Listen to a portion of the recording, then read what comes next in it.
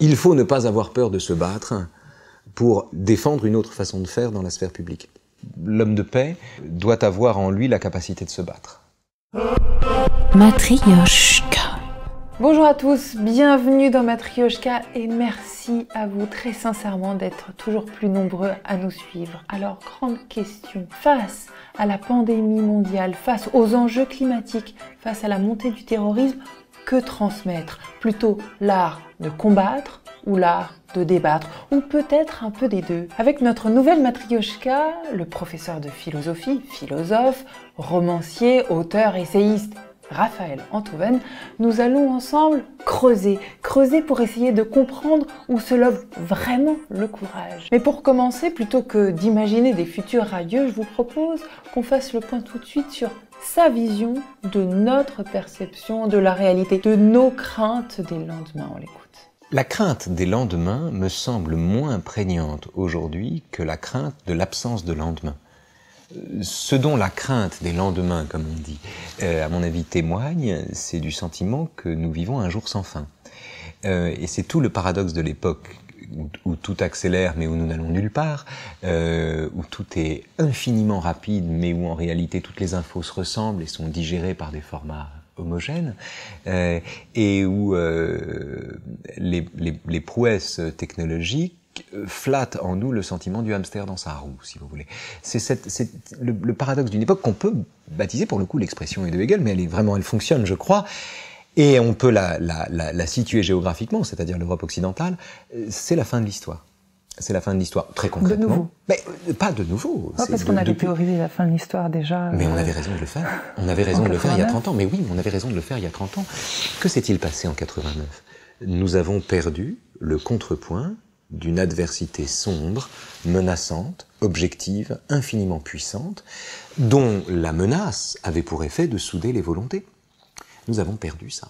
On a perdu toute adversité. Nous avons perdu. Sauf qu'on a une foultitude d'adversaires. C'est ça. Mais l'adversité n'est plus cette adversité monolithique, bipolaire, à l'intérieur de laquelle on pouvait se... C'est plus facile de se définir ou de savoir qui on est ou de savoir ce qu'on a à faire quand quelqu'un menace objectivement vos libertés. Vous avez le Troisième Reich en face. Vous avez l'Empire soviétique. Bon, d'une certaine manière, vous n'avez pas le temps de vous demander quoi faire de votre liberté. Vous devez la défendre contre des gens qui lui en veulent.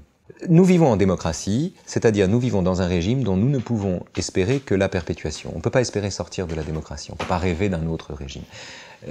Si on vivait, vous et moi, sous l'Ancien Régime, on pourrait avoir l'espoir d'un monde, par exemple, où les femmes auraient les mêmes droits que les hommes, où les Noirs auraient les mêmes droits que les Blancs, etc. Vous voyez ce que je veux dire ? C'est-à-dire la possibilité d'une amélioration structurelle des choses. Là, nous ne pouvons espérer que des améliorations marginales, majeures, mais marginales. Ici, l'euthanasie, là, l'IVG, là, la peine de mort. Plus d'égalité, l'égalité salariale, ou bien les CV anonymes. Il y a des tas de choses à faire dans la société où nous sommes. C'est une société infiniment perfectible. Mais nous ne pouvons pas avoir le désir d'en sortir. Et même ceux, d'ailleurs, qui prétendent combattre le système où nous nous trouvons, le font au nom d'une démocratie accrue, se vivent comme des hyper-démocrates. Ceux qui pensent que nous vivons en dictature se vivent eux-mêmes comme des hyper-démocrates. Alors, le problème donc de cette époque, c'est que comme elle nous prive d'une adversité objective, on voudrait être antiraciste et on arrive dans un monde où le racisme est un délit. Alors comment on fait ? Qu'est-ce qui se passe ? On a besoin d'halluciner cette adversité, on a besoin de la construire. On a besoin de la construire non pas parce qu'elle existe, mais parce que sans ça, on s'emmerde. Et l'ennui démocratique est la tragédie de l'homme démocratique. L'homme démocratique s'ennuie. C'est pour ça qu'il revendique un strapontin au banquet des victimes à une époque où, au XXe siècle, la victime a une autre valeur ou a une signification différente de l'époque où les gens étaient véritablement victimes. On est ici en présence d'une époque qui redoute ses propres progrès ou qui redoute ses propres conquêtes dans la mesure où elle la prive d'espoir, de sens de l'avenir. C'est pour ça que la liberté dont nous bénéficions aujourd'hui est menacée d'être vaincue par sa victoire. Vous savez, Hegel raconte ça dans un chapitre de la phénoménologie de l'esprit qui s'appelle « La liberté absolue et la terreur ».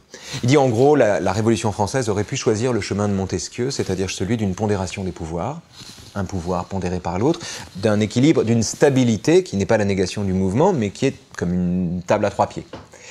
Et il dit, au lieu de ça, la Révolution a opté pour l'unanimisme rousseauiste. Et l'unanimisme rousseauiste a prétendu finalement balayer le passé, faire du passé table rase. Reste alors une époque qui, n'ayant pas le contrepoint d'un passé par rapport auquel elle se définit, ni le contrepoint d'un avenir qu'elle est en charge d'inventer, oscille d'elle à elle-même et débouche inévitablement sur un processus terroriste. C'est là qu'on est. Matrioshka.